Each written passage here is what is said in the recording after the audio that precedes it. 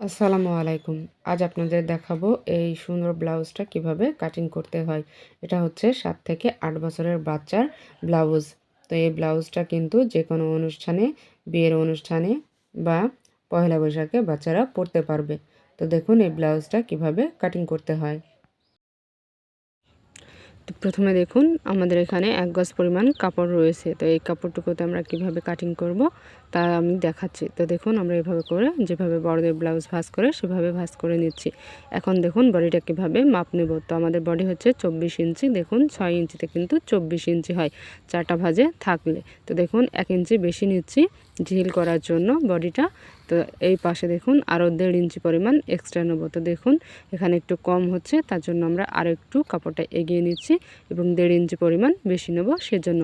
তো দেখুন এখন বুঝতে পারবেন যে আমরা বডির জন্য ৪টা ভাঁজে থাকলে ৪ ছক ২৪ ইঞ্চি এবং আরও ১ ইঞ্চি মানে ৭ ইঞ্চিতে নিচ্ছি সেলাইয়ের জন্য বা বডিটা ঢিল করার জন্য।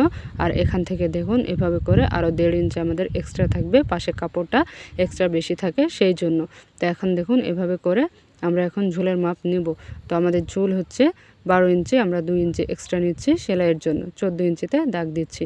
তো এখানে দেখুন ১৪ দোকানে ২৮ ইঞ্চি, তো এখানে আমরা ২৮ ইঞ্চিতে দাগ দিচ্ছি। তো এইভাবে করে আমরা দুইটা পার্ট বের করার জন্য দুই দিকে দাগ দিয়ে নিচ্ছি। তো দেখুন এভাবে করে দুইটা পার্ট বের করার জন্য দেখুন দুই পাশে আমরা দাগটা মিলিয়ে দিচ্ছি। এখন দেখুন এটা আমাদের সামনের পার্ট আর এটা হচ্ছে আমাদের পিছন পার্ট। এখন আমরা পুট কাটিং করব।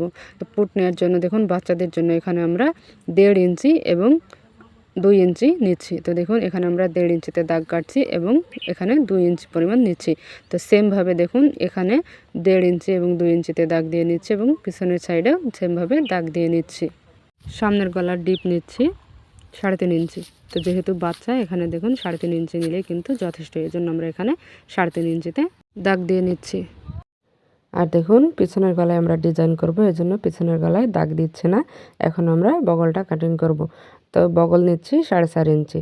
যেহেতু ব্লাউজের ক্ষেত্রে বগলটা কম নিলেই যথেষ্ট, এজন্য ৪.৫ ইঞ্চি নিলেই যথেষ্ট।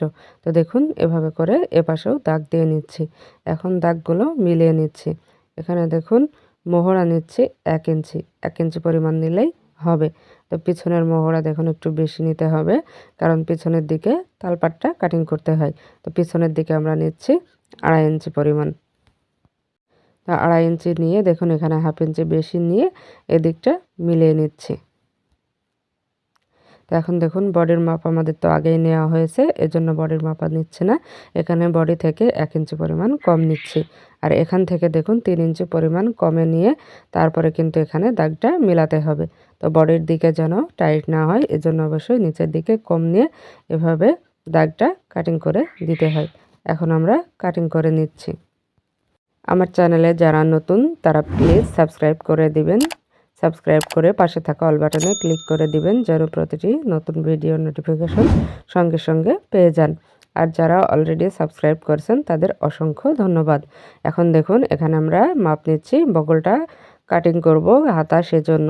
তো দেখুন এখান থেকে আমাদের যে বাড়তি কাপড় রয়েছে হাতায় ডিজাইন করব, আমরা এখানে পাফ হাতা তৈরি করব। তো এই জন্য দেখুন আমরা প্রথমে ৪ ইঞ্চি পরিমাণে দাগ দিয়ে নিচ্ছি। এখানে কিন্তু আমাদের পুরো কাপড় লম্বায় ৩২ ইঞ্চি ততটুকুই রয়েছে। তো এখান থেকে দেখুন আরও একটা ৪ ইঞ্চিতে দাগ দিয়ে নিচ্ছি। তো দেখুন এই পাশে এখানে আমরা ৩.৫ ইঞ্চি পরিমাণ দাগ কেটে নিচ্ছি। তো এইটুকু কিন্তু ফুলে থাকবে, তো এই জন্য এইটুকু পরিমাণ এদিকে এভাবে করে দাগটা মিলিয়ে দিচ্ছি। এটা কিন্তু আমরা আলাদাভাবে কাটিং করে নিচ্ছি।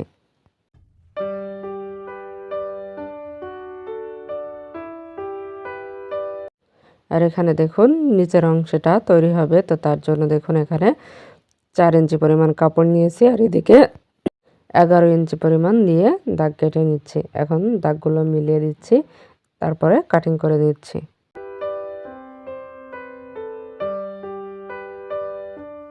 তো দেখুন এভাবে কিন্তু হাতাটা তৈরি হবে।